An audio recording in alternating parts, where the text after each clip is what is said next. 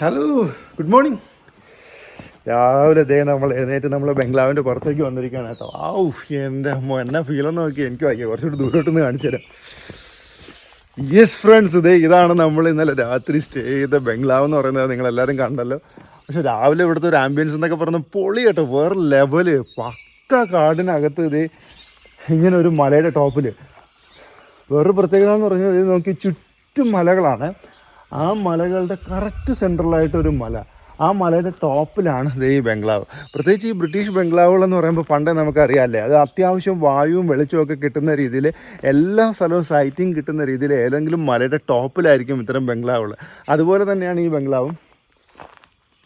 കിടു പിന്നെ ഫോറസ്റ്റിൻ്റെ ഒരു പച്ച കളർ പെയിൻ്റൊക്കെ അടിച്ച് അവർ നല്ല രീതിയിൽ ഇപ്പോൾ മെയിൻറ്റെയിൻ ചെയ്തിട്ടുണ്ട്. രാവിലെ ഞാൻ ഒന്ന് നോക്കിയിട്ടാണ് പുറത്തേക്ക് ഇറങ്ങിയത്. ഇലക്ട്രിക് ഫെൻസ് ഉണ്ട്, അതുകൊണ്ട് തന്നെ ഇവിടെ അത്യാവശ്യം മൃഗങ്ങൾ അകത്തേക്ക് വരത്തില്ല. എന്നാലും നമ്മളൊന്ന് കണ്ണോടിച്ചു എന്തെങ്കിലുമൊക്കെ ഉണ്ടോ എന്നുള്ളത്. പ്രത്യേകിച്ച് നമ്മൾ ഇന്നലെ രാത്രി കണ്ടല്ലോ ആനകളൊക്കെ വെള്ളം കുടിക്കാൻ വരുന്നത് അവിടെ. അപ്പോൾ അതേ നൈസായിട്ട് ചെറിയൊരു മഞ്ഞിൻ്റെ നേർത്ത പടലം ഇങ്ങനെ അന്തരീക്ഷത്തിൽ അലിഞ്ഞ് കിടപ്പുണ്ട്. അത് കാണാൻ പറ്റുമെന്ന് എനിക്കറിയത്തില്ല. ബട്ട് ഇതൊക്കെ നോക്കി ആ ലൈറ്റിൽ ഈ ബംഗ്ലാവ് പൊളി തന്നെ കേട്ടോ, ഒരു രക്ഷയില്ലെന്ന് പറയാം. അയ്യോ നോക്കി. Hello, morning. എങ്ങനെ ഉണ്ടായിരുന്നു? രാത്രി അടിപൊളിയായിട്ട് ഉറങ്ങിയോ? നന്നായിട്ട് ഉറങ്ങി. ഒരു പ്രവാസി രാവിലെ എഴുന്നേറ്റ് ബേഡ്സിൻ്റെ സൗണ്ടൊക്കെ കേട്ട് ഇങ്ങനെ ഇരിക്കുന്ന കാഴ്ചയാണ് കേട്ടോ. അപ്പോൾ മൗണ്ട് സ്റ്റുവർട്ട് ബംഗ്ലാവിലാണ് നമ്മളുള്ളത്. നമ്മുടെ കോയമ്പത്തൂർ ഡിസ്ട്രിക്റ്റിലെ ആനമല ടൈഗർ റിസർവിൽ ടോപ്പ് സ്ലിപ്പ് എക്കോ ടൂറിസത്തിൻ്റെ ഭാഗമായിട്ടാണ് ഇങ്ങനെ ഒരു മൗണ്ട് സ്റ്റുവർട്ട് ബംഗ്ലാവ് ഉള്ളത്. ഇപ്പോൾ 137 വർഷങ്ങൾക്ക് ശേഷം ഈ ബംഗ്ലാവ് പൊതുജനത്തിനായിട്ട് താമസിക്കാനായിട്ട് ഓപ്പൺ ചെയ്ത് കൊടുത്തിരിക്കുകയാണ്. അങ്ങനെയാണ് നമ്മളിവിടെ താമസിക്കുന്നതെന്ന് പറയാം. അപ്പോൾ ഇനി ഈ ബംഗ്ലാവിൽ താമസിച്ച ഹ്യൂഗോ വുഡിനെ കുറിച്ചിട്ടുമാണ് നമ്മൾ ഇന്ന് സംസാരിക്കാൻ പോകുന്നത്. ആരാണ് ഹ്യൂഗോ വുഡ്? വർഷങ്ങൾക്ക് മുന്നേ തന്നെ ബ്രിട്ടീഷുകാർ ഈ മേഖലകളിലൊക്കെ വനങ്ങളൊക്കെ വെട്ടി നശിപ്പിച്ചു, ഇല്ലായ്മ ചെയ്തു എന്ന് പറയാം. എന്നിട്ട് വീണ്ടും വനങ്ങളൊക്കെ റീപ്ലാന്റ് ചെയ്യാൻ, അല്ലെങ്കിൽ തേക്കും ഈട്ടിയൊക്കെ റീപ്ലാന്റ് ചെയ്യാൻ ട്രൈ ചെയ്തിട്ടും നടന്നില്ല. 30 വർഷത്തോളം അവർ ട്രൈ ചെയ്തു, എന്നിട്ടും നടന്നില്ല. അങ്ങനെ ഇരിക്കുകയാണ് രാജസ്ഥാനിലെ അജ്മീറിലെ വനത്തിൻ്റെ പുനരുജ്ജീവനത്തിനായിട്ട് പ്രവർത്തിച്ച ഹ്യൂഗോ വുഡിനെ കുറിച്ച് കേൾക്കുന്നതും ആ ഹ്യൂഗോ വുഡിനെ ഇവിടെ നിയമിക്കുന്നതും. നമ്മുടെ വനങ്ങളൊക്കെ റീക്രിയേറ്റ് ചെയ്യാൻ അല്ലെങ്കിൽ റീപ്ലാന്റ് ചെയ്യാനെന്ന് പറയാം. അപ്പോൾ ഹ്യൂഗോ വുഡ് ഇവിടെ വന്ന ഉടനെ ആദ്യം തന്നെ മനസ്സിലാക്കിയത് ഇവിടുത്തെ ഈ വനനശീകരണം എത്രത്തോളം നമ്മളെ കാലാവസ്ഥയും അതുപോലെ തന്നെ വരും വർഷങ്ങളിൽ നമ്മുടെ പരിസ്ഥിതിയെയൊക്കെ എങ്ങനെ ബാധിക്കുന്നു എന്നുള്ളതാണ്. അന്ന് അദ്ദേഹം 100 വർഷങ്ങൾക്ക് മുന്നേ അദ്ദേഹം തിരിച്ചറിഞ്ഞു, ഇങ്ങനെ പോവുകയാണെങ്കിൽ നമ്മുടെ കാടും മേടും നമ്മുടെ നാടും ഒക്കെ നശിക്കും, നമുക്ക് കാലാവസ്ഥയൊക്കെ നമുക്ക് വ്യതിയാനം സംഭവിക്കും, അതുപോലെ തന്നെ ജീവജാലങ്ങളൊക്കെ ഇല്ലാതാവുമെന്ന് മനസ്സിലാക്കുകയും അത് ബ്രിട്ടീഷ് ഗവൺമെൻറ്റിനെ പറഞ്ഞ് ധരിപ്പിക്കാൻ ശ്രമിക്കുകയും ചെയ്തു. അപ്പോൾ ഈ തേക്കും ഈട്ടിയൊക്കെ റീപ്ലാന്റ് ചെയ്യുന്നതിന് മുന്നേ അദ്ദേഹം ഒരു കണ്ടീഷൻ വെച്ചു. അടുത്ത 25 വർഷത്തേക്ക് എൻ്റെ മേഖലയിലേക്ക് ഒരാളും വരാൻ പാടില്ല. അതായത് ഇവിടെ നിന്ന് ഒരു മരം പോലും വെട്ടാനോ മുറിക്കാനോ ഒന്നിനും പാടില്ല. അതായിരുന്നു അദ്ദേഹത്തിൻ്റെ ആദ്യത്തെ കണ്ടീഷൻ. എന്തായാലും 10-30 വർഷമായിട്ട് ഇവിടെ ട്രൈ ചെയ്തിട്ട് നടക്കാത്തതുകൊണ്ട് ബ്രിട്ടീഷ് ഗവൺമെൻറ്റിന് അത് അംഗീകരിക്കേണ്ടി വന്നു എന്നുള്ളതാണ് സത്യം. അങ്ങനെ ഹ്യൂഗോ വുഡ് ഇവിടെ താമസിച്ചുകൊണ്ട് തൻ്റെ പ്രവർത്തനങ്ങൾക്ക് നേതൃത്വം നൽകി. അതായത് അന്നത്തെ കാലത്ത് ഏറ്റവും കൂടുതൽ ഇവിടെ നിന്ന് മുറിക്കപ്പെട്ടതെന്ന് പറയുന്നത് തേക്കിൻ തടികളായിരുന്നു. ഈ തേക്കിൻ തടികൾ കൊണ്ടുപോകാനുള്ള മെയിൻ റീസൺ എന്ന് പറയുന്നത് ആ സമയത്താണ് ശരിക്കും പറഞ്ഞാൽ ഈ നമ്മുടെ ഇന്ത്യൻ റെയിൽവേ, അതായത് ബ്രിട്ടീഷുകാർ നിർമ്മിച്ച ആ റെയിൽവേ പുരോഗമിക്കുന്ന ഒരു സമയമായിരുന്നു.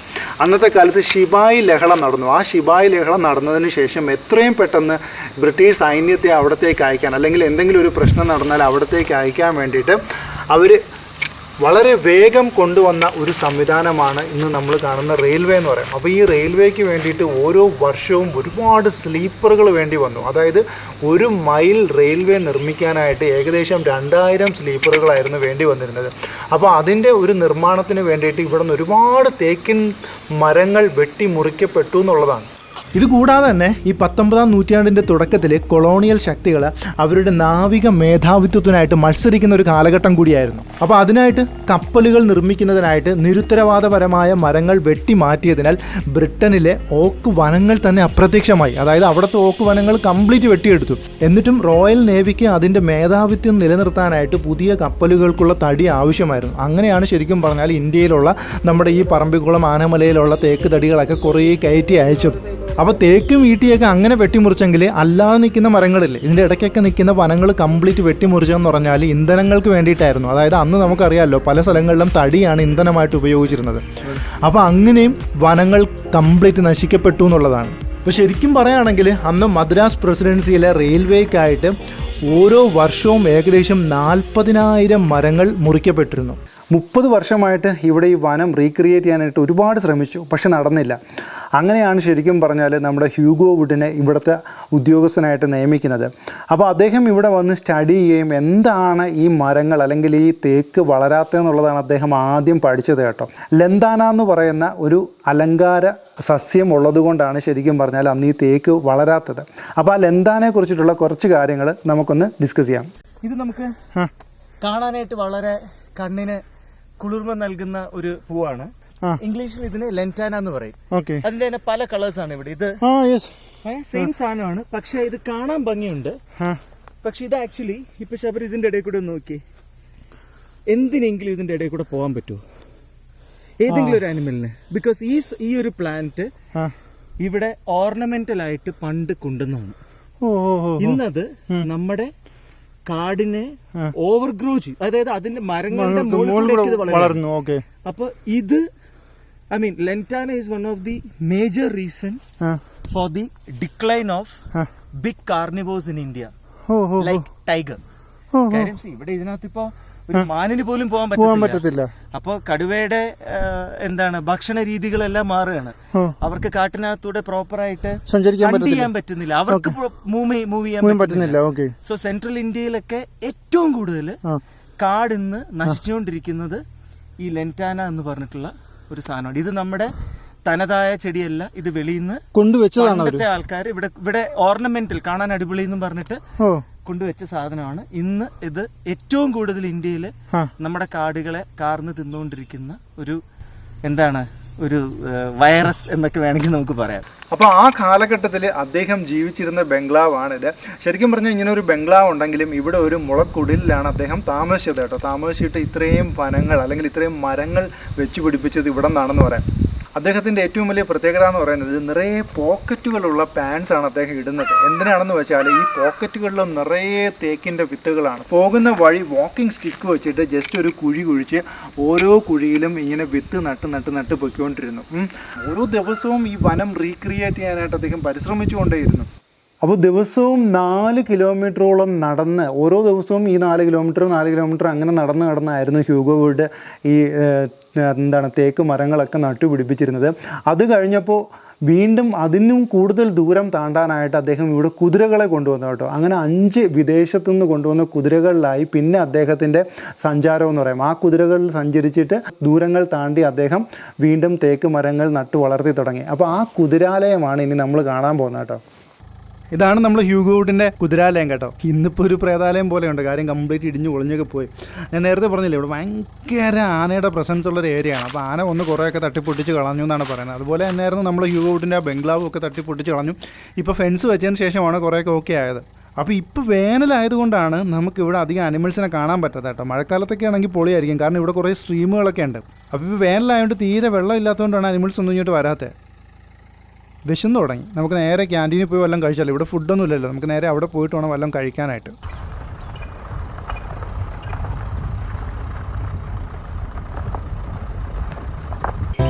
ടോപ്പ് സ്ലിപ്പിൽ എപ്പോൾ വന്നാലും ദേ ഈ ഒരു റിസപ്ഷൻ്റെ ഫ്രണ്ടിൽ നല്ല മാനും മയിലും അതുപോലെ പന്നികളൊക്കെ കാണാൻ പറ്റും കേട്ടോ. പ്രത്യേകിച്ച് മയിലുകൾ ഇഷ്ടം പോലുള്ളൊരു ഏരിയയാണിത്. മോർണിംഗ് ആണെങ്കിലും ഈവനിങ് ആണെങ്കിലും ഒക്കെ നമുക്ക് ഒരുപാട് മയിലുകളെ കാണാൻ പറ്റും. അയ്യോ, വല്ലാത്തൊരു കാഴ്ചയാണല്ലേ വേനലിൽ മയിൽ വെള്ളം കുടിക്കാനിരിക്കുന്നതാണ്.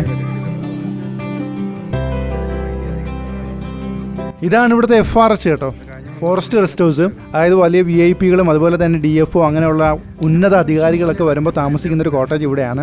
ഇവിടെ വന്നപ്പോഴേ ഈ FRHൽ ഇന്നൊരു VIP താമസിക്കുന്നുണ്ട്. നമ്മൾ ഇന്നലെ ട്രൈബൽ ഡാൻസിലൊക്കെ കണ്ട് അദ്ദേഹം കോയമ്പത്തൂരുകാരുടെ MLA സാർ എന്നാണ് അറിയപ്പെടുന്നത്.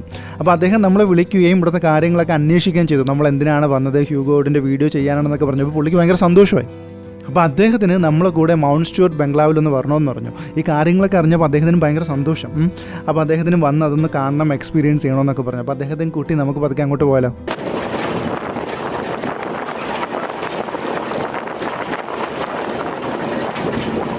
ஹாய் சார், எப்படி இருக்கீங்க? நல்லா இருக்கேங்க. நல்லா இருக்குங்களா? இப்போது நான் Tamil Nadu Coimbatore airport advising committee மெம்பராக இருக்கேன். ஓ, அப்படிங்களா? ஓகே. அப்புறம் டிஎம்கேல ஸ்டேட் எக்ஸிக்யூட்டிவ் போர்டு மெம்பராக இருக்கேன். சரி. எனக்கு இந்த ஆனமலை புலிகள் காப்பகத்துக்கு வந்திருக்கேன். வந்து எனக்கு இந்த காடுகளை பற்றி மரங்களை பற்றி ரொம்ப பிடிக்கும். ஓகே. எஸ். பிடிக்கும்போது தான் இப்போ பிடிச்சி. ரெண்டாவது வந்து இதுக்கு முன்னாடி ஹியூகோவுட் அவர் இருந்தார். அவர் மாதிரி பார்த்தா அவங்கள அது மாதிரியே தெரியுது. அதனால் நான் உங்கள்கிட்ட பேசும்போது நீங்கள் அதே மாதிரி இந்த வனங்களை பாதுகாக்கிறதுக்கும் மரங்களை பாதுகாக்கிறதுக்கும் நீங்கள் ரொம்ப இன்ட்ரெஸ்டாக இருக்கீங்க. அதனால் உங்களுக்கு ரொம்ப பிடிச்சிருச்சு.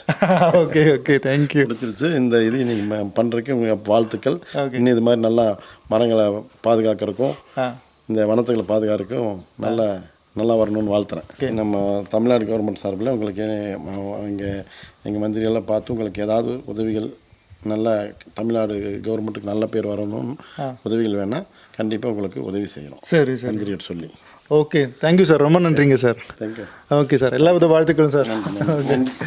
ഇന്ത്യൻ ഫോറസ്റ്റ് സർവീസിലെ പല ഉദ്യോഗസ്ഥരും ഇന്നും ബഹുമാനത്തോടു കൂടി സല്യൂട്ട് ചെയ്യുന്ന അദ്ദേഹത്തിൻ്റെ ആ ഫോറിനറിൻ്റെ ജീവനുള്ള സ്മാരകത്തിലേക്കാണ് നമ്മൾ പോകാൻ പോകുന്നത്. താമസിക്കാൻ ഒരു ബംഗ്ലാവ് ഡിപ്പാർട്ട്മെൻറ്റ് നൽകിയിരുന്നെങ്കിലും 1916 മൗണ്ട് സ്റ്റുവർട്ടിലെ ഒരു മുളക്കുടലിൽ താമസിച്ചിരുന്ന വുഡ് ആനമല ശ്രേണിയിലെ പുനരുജ്ജീവനം ആരംഭിച്ചു. സ്വന്തമായി ഭക്ഷണം പാകം ചെയ്ത് തനിച്ചായിരുന്നു താമസം. മോശം കാലാവസ്ഥയും കോളറയും മലേറിയയൊക്കെ പടർന്നു പിടിച്ചിരുന്ന ആ ഒരു സമയത്തും അദ്ദേഹം വിശ്രമരഹിതനായി അർപ്പണബോധത്തോടെ തൻ്റെ ജോലിയിൽ മുഴുകിയിരുന്നു.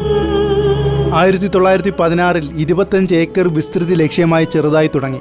എന്നാൽ അദ്ദേഹത്തിൻ്റെ മരണത്തോടെ അത് ആനമലയും പറമ്പികളും ഒക്കെ പിന്നിട്ട് വെസ്റ്റേൺ ഗാട്ട്സിൽ 650 ചതുരശ്ര കിലോമീറ്റർ പ്രദേശത്തേക്ക് വ്യാപിച്ചു. 1933 ഡിസംബർ 12 63-ാം വയസ്സിൽ കുന്നൂരിൽ വെച്ച് അദ്ദേഹം നിര്യാതനായി. തൻ്റെ മരണം മുൻകൂട്ടി മനസ്സിലാക്കിയ അദ്ദേഹം പശ്ചിമഘട്ടത്തിലെ സ്റ്റുവർട്ട് പർവ്വതങ്ങളിൽ അടക്കം ചെയ്യണമെന്നാവശ്യപ്പെട്ട് ഒരു വിൽപത്രം എഴുതി മദ്രാസ് പ്രസിഡൻസിയിലേക്ക് അയച്ചിരുന്നു. ഒപ്പം ശവകുടീരത്തിന് ആവശ്യമായ പണവും അതിൽ കരുതിയിരുന്നു. ഏകദേശം 10 വർഷത്തോളം അദ്ദേഹം വിശ്രമമില്ലാതെ ജോലി ചെയ്തുകൊണ്ടേയിരുന്നു. പുല്ല് നേരത്തെ കത്തിക്കുന്നത് പരിശീലിച്ചുകൊണ്ട് അദ്ദേഹം ഗുരുതരമായ കാട്ടുതീയെ തടഞ്ഞു. പിൽക്കാലത്ത് അത് ഫയർ ലൈനായി മാറി. ഈ മൗണ്ട് സ്റ്റുവർട്ട് ബംഗ്ലാവിനോട് ചേർന്നാണ് അദ്ദേഹത്തിൻ്റെ ജീവനുള്ള സ്മാരകവും സ്ഥിതി ചെയ്യുന്നത്. ഇവിടുന്ന് ശരിക്കും നമ്മൾ യാത്ര പറഞ്ഞ് ഇറങ്ങുമ്പോൾ ഉണ്ടല്ലോ, പ്രകൃതിയുടെ ഒരു അത്ഭുതം, ഒരു മിറാക്കിൾ സംഭവിച്ചുകൊണ്ടിരിക്കുകയാണ് ശരിക്കും. അതായത് നമ്മളിന്ന് ഇറങ്ങാൻ തുടങ്ങുന്ന നിമിഷം നല്ല വെയിലും ഒപ്പം മഴയും പെയ്യുന്നു കേട്ടോ. ഹ്യൂഗോവുഡിൻ്റെ ഒരു ആത്മാവ് ഇവിടെ തന്നെ ഉണ്ടെന്നുള്ളതിന് ഇതിൽ പരം വേറൊരു തെളിവ് എന്താണ് വേണ്ടത്? അപ്പോൾ അദ്ദേഹം പറഞ്ഞ അവസാനത്തെ ഒരു സെൻറ്റൻസ് ആണ് ഇനി എനിക്ക് നിങ്ങളോട് പറയാനുള്ളത്.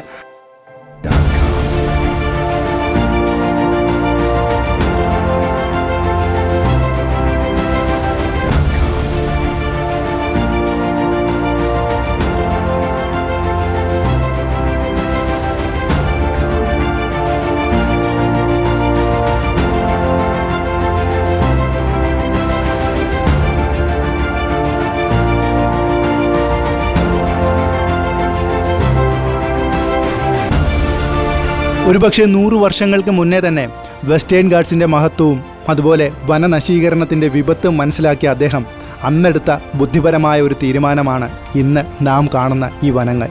തേക്കിൻ തൈ നട്ടുപിടിപ്പിക്കാനായി നിയമിതനായ അദ്ദേഹം അന്നെടുത്ത ആ ബുദ്ധിപരമായ തീരുമാനം ഇതായിരുന്നു: അടുത്ത 25 വർഷത്തേക്ക് ഇവിടുന്ന് യാതൊരുവിധ മരങ്ങളും വെട്ടാനോ നശിപ്പിക്കാനോ പാടില്ല.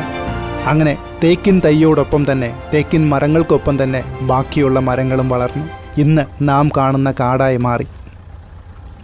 ആനമലൈ ടൈഗർ റിസർവിലെ ഏറ്റവും കോസ്റ്റ്ലി ആയിട്ടുള്ളൊരു അക്കോമഡേഷനാണിത്. 8000 റുപ്പീസാണ് 4 പേഴ്സൺസിന്. ഫുഡ് ഇൻക്ലൂഡഡ് അല്ല. പിന്നെ ഇവിടെ എത്തിച്ചേരാനായിട്ട് ഓൺ വെഹിക്കിൾ ഉള്ളവർക്കാണ് ഇവിടെ എത്തിച്ചേരാൻ സാധിക്കുന്നത്. അതുപോലെ ഇത് ബുക്ക് ചെയ്യുന്നത് atrpollachi.com എന്ന് പറയുന്ന വെബ്സൈറ്റ് വഴിയാണ്. അക്കോമഡേഷൻ ബുക്ക് ചെയ്യുന്നവർക്ക് വൈകുന്നേരം 4 മണിക്ക് മുന്നേ കടക്കേണ്ടതാണ്. അല്ലാതെ ഡേ ട്രിപ്പിന് ടോപ്പ് സ്ലിപ്പിലൊക്കെ വരുന്നവർ ഉച്ചയ്ക്ക് 2 മണിക്ക് മുന്നേ കടക്കാനായിട്ട് ശ്രമിക്കണം. അപ്പോൾ ഞാൻ ഈ അടുത്തിടെ താമസിച്ചാലും ഏറ്റവും കോസ്റ്റ്ലി ആയിട്ടുള്ളൊരു അക്കോമഡേഷനാണിത്.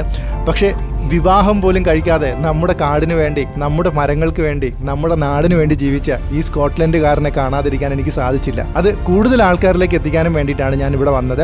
ചരിത്രത്തിൻ്റെ ഏടുകളിൽ ഇത് അധികം രേഖപ്പെടുത്തിയിട്ടില്ലെന്ന് പറയാം. മേ ബി ഒരു സ്കോട്ട്ലൻഡുകാരനായതുകൊണ്ടാണോ എന്ന് എനിക്കറിയത്തില്ല. എന്തായാലും എൻ്റെ ലൈഫിൽ ഏറ്റവും വലിയൊരു ആഗ്രഹമായിരുന്നു ഇത് സാധിച്ചത്. ചരിത്രത്തിൻ്റെ ഏടുകളിൽ അധികം രേഖപ്പെടുത്താതെ പോയ ഹ്യൂഗോവുഡിനെ ഇനി നിങ്ങൾ ഏറ്റെടുക്കും എന്ന് ഞാൻ വിശ്വസിക്കുന്നു. തൃശ്ശൂരിൽ നിന്ന് പൊള്ളാച്ചിയിലേക്ക് പോകുന്നവർക്ക് ഉച്ചയ്ക്ക് ഊണ് കഴിക്കാൻ പറ്റുന്ന ഒരു കീടു സ്പോട്ടാണ് ഇനി നമ്മൾ കാണിക്കാൻ പോകുന്നത്. വെറും 50 രൂപയ്ക്കുണ്ടല്ലോ അടിപൊളി ഊണ് കഴിക്കാം. അപ്പോൾ ആ ഒരു സ്പോട്ടിലേക്കാണ് ഇനി നമ്മൾ പോകാൻ പോകുന്നത്. കുറേ നാളായിട്ടുള്ളൊരു ആഗ്രഹം കേട്ടോ, പാലക്കാട് വഴി പോകുമ്പോൾ അല്ലെങ്കിൽ കൊല്ലങ്കോട് വഴി പോകുമ്പോൾ ഇവിടെ ഒരു കടയിൽ കയറി ഊണ് കഴിക്കണം എന്നുള്ളത്. ഒരു സിനിമ ഇറങ്ങിയപ്പോൾ തൊട്ട് തുടങ്ങിയ ആഗ്രഹമാണ്. ഇപ്പോൾ തന്നെ എല്ലാവർക്കും മനസ്സിലായി കാണും, നിങ്ങളിൽ പലരും ഇവിടെ വന്ന് കാണും. എന്നാലും എനിക്കും ആ കടയും ആ ടേസ്റ്റും ഒക്കെ ഒന്ന് അറിയണം എന്നുള്ളൊരു ആഗ്രഹമുണ്ട്. അപ്പോൾ നമ്മൾ കൊല്ലങ്കോടുള്ള അയ്യപ്പേട്ടൻ്റെ കടയിൽ വന്നിരിക്കുകയാണ്. ഇവിടെ നിന്ന് ഉച്ചയ്ക്കത്തെ ഊണ് കഴിക്കാൻ വന്നിരിക്കുകയാണ്. ഒപ്പം തന്നെ ഇവിടുത്തെ ബണ്ണ് പൊറോട്ടയും ബീഫൊക്കെ അടിപൊളിയാണെന്നാണ് പറയുന്നത്. എന്തായാലും നമുക്ക് ഇന്ന് നമ്മൾ ഉച്ചയ്ക്ക് ഊണ് കഴിക്കാനായിട്ട് ദേ അയ്യപ്പേട്ടൻ്റെ കടയിലാണ് വന്നിരിക്കുന്നത്. അപ്പോൾ എൻ്റെ കൂടെ ദേ പ്രവീൺ ചേട്ടനുണ്ട്, പിന്നെ എൻ്റെ ഒരു പ്രവാസിയായിട്ടുള്ള ഫ്രണ്ട് സോജിയുണ്ട്, നമ്മുടെ പ്രദീപ് മച്ചാനുണ്ട്. അപ്പോൾ നമ്മളെല്ലാവരും കൂടെ ഇവിടുത്തെ ഊണ് കഴിക്കാൻ വന്നിരിക്കുകയാണ്. യെസ്, അപ്പോൾ ഇതാണ് നമ്മുടെ അയ്യപ്പേട്ടൻ. എല്ലാവർക്കും അറിയാം, പ്രത്യേകിച്ച് പരിചയപ്പെടുത്തേണ്ട ആവശ്യമില്ല. ഇപ്പം പാലക്കാടത്തെ ഒരു സെലിബ്രിറ്റി ആണെന്ന് പറയാം അല്ലേ, ഹൃദയം ഇറങ്ങിയതോടുകൂടി.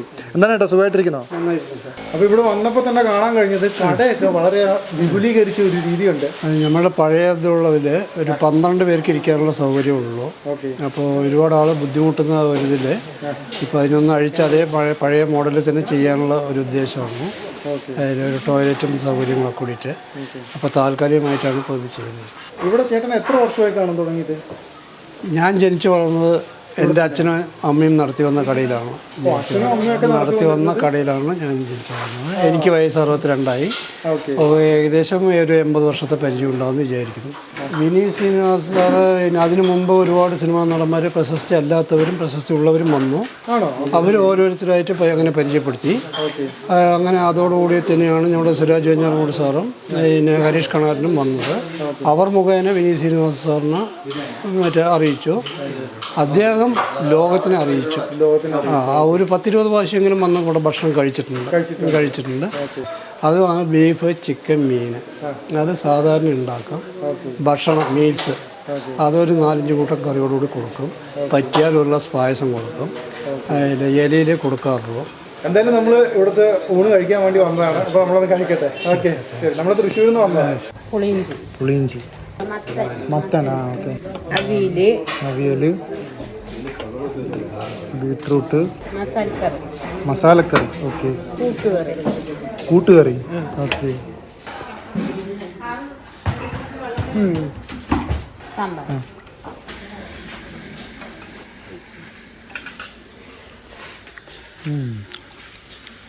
നല്ല നാടൻ ഊണ് കേട്ടോ. സാമ്പാറും കൂട്ടുകറികളും എല്ലാം അടിപൊളി. ദേ ബീഫ് 50 രൂപ, ചിക്കൻ 50 രൂപ. നമ്മളൊരു ബീഫും ഒരു ചിക്കനും പറഞ്ഞു കേട്ടോ. ഊണും അതുപോലെ 50 രൂപയേ ഉള്ളൂ. ഇവിടെ ഏതെടുത്താലും 50 രൂപയേ ഉള്ളൂ. നല്ല ഒരു നാടൻ ഊണ് കഴിക്കുന്ന സംതൃപ്തിയും സന്തോഷവും ഉണ്ടല്ലോ, വേറെ ഒന്ന് കഴിച്ചാലും കിട്ടത്തില്ല. ബാക്കിയൊക്കെ കഴിക്കുമ്പോൾ നമുക്കൊരു ഹെവി ഫീലായിരിക്കും, പക്ഷേ ഇത് നമുക്കൊരു സംതൃപ്തി ആയിരിക്കും. അതാണിത് ഇവിടെ സംഭവിച്ചത് കേട്ടോ. യെസ്, അപ്പോൾ നമ്മൾ തൃശ്ശൂരിൽ നിന്ന് പൊള്ളാച്ചിയിലോട്ട് പോകുന്ന വഴിക്ക് കുതിരമോൾ എന്ന് പറയുന്ന സ്ഥലത്ത്, കുതിരമോളല്ലേ? കുതിരമോളി, കൊല്ലങ്കോട്ട് നിന്ന് 2 കിലോമീറ്റർ. ഓക്കെ, കൊല്ലങ്കോട്ട് നിന്ന് 2 കിലോമീറ്റർ വരുമ്പോൾ കുതിരമോൾ എന്ന് പറയുന്ന സ്ഥലത്ത് നിന്ന് റൈറ്റ് ടേൺ എടുത്തു കഴിഞ്ഞാലാണ് നമ്മൾ അയ്യപ്പൻ ചേട്ടൻ്റെ കടയിലെത്തുന്നത്. അപ്പോൾ ചേട്ടൻ നമ്മൾ കയറിയപ്പോൾ പറഞ്ഞതുപോലെ സമാധാനത്തോടെ ഒരു ഊണ് കഴിച്ചു, സന്തോഷത്തോടു കൂടി ഇറങ്ങുകയാണ്. വളരെ സന്തോഷം. അപ്പോൾ എനിക്കും പറയാനുള്ളതെന്ന് പറഞ്ഞാൽ, നിങ്ങൾ ഇതുവഴിയൊക്കെ പോവുകയാണെങ്കിൽ ഉച്ചയ്ക്ക് ഊണിൻ്റെ സമയമാണെങ്കിൽ ധൈര്യമായിട്ട് ഇവിടെ കയറിക്കോ. നല്ല മനസ്സിന് ഇഷ്ടപ്പെട്ട ഒരു ഊണ് കഴിച്ച് സമാധാനത്തോടെ നമുക്ക് തിരിച്ചിറങ്ങി പോകാൻ പറ്റും. അതുപോലെ ഹായ് തമിഴ് നண்பர்கள், நீங்கள் எப்போ இந்த வழி போனால் அப்போது இங்கே கொல்லங்கோட்டில் பக்கத்தில் தான் இந்த கடை இருக்குது. ஐயப்பேட்டன்ஸ் கடை இந்த கூகுள் சர்ச் பண்ணால் போதும், அதில் இருக்குது. இப்போது ஆஃப்டர்நூன் இங்கே வாங்க, உங்களுக்கு வந்து நல்ல கேரளா மீல்ஸ் இங்கே கிடைக்கும். ஓகேவா? டன். ഓക്കെ ഏട്ടാ, താങ്ക് യു. യെസ്, അപ്പോൾ ഈ വീഡിയോ എല്ലാവർക്കും ഇഷ്ടപ്പെട്ടെന്ന് വിചാരിക്കുന്നു. ഇഷ്ടപ്പെട്ടെങ്കിൽ എൻ്റെ ചാനൽ സബ്സ്ക്രൈബ് ചെയ്യാൻ മറക്കണ്ട. ഒപ്പം ബെല്ലൈക്കനും ഓളും കൂടെ പ്രസ് ചെയ്തേക്കണം. ദെൻ ലൈക്ക്, കമൻറ്റ്, ഷെയർ ഒക്കെ വാരി വിതറിയേക്കും. ഓക്കെ, അപ്പോൾ അതുപോലെ തന്നെ എൻ്റെ ഫേസ്ബുക്ക് പേജും ഇൻസ്റ്റയിലും ഞാൻ യാത്രാ വിവരണങ്ങളും കുറേ വീഡിയോകളൊക്കെ അപ്ലോഡ് ചെയ്യുന്നതായിരിക്കും. അപ്പോൾ പറ്റുന്നുള്ളവർ അതും കൂടെ ഫോളോ ചെയ്തേക്കണം. അപ്പോൾ അടുത്തൊരു കിഡ് ടു ട്രാവൽ വീഡിയോ ആയിട്ട് നമുക്ക് വീണ്ടും കണ്ടുമുട്ടാം.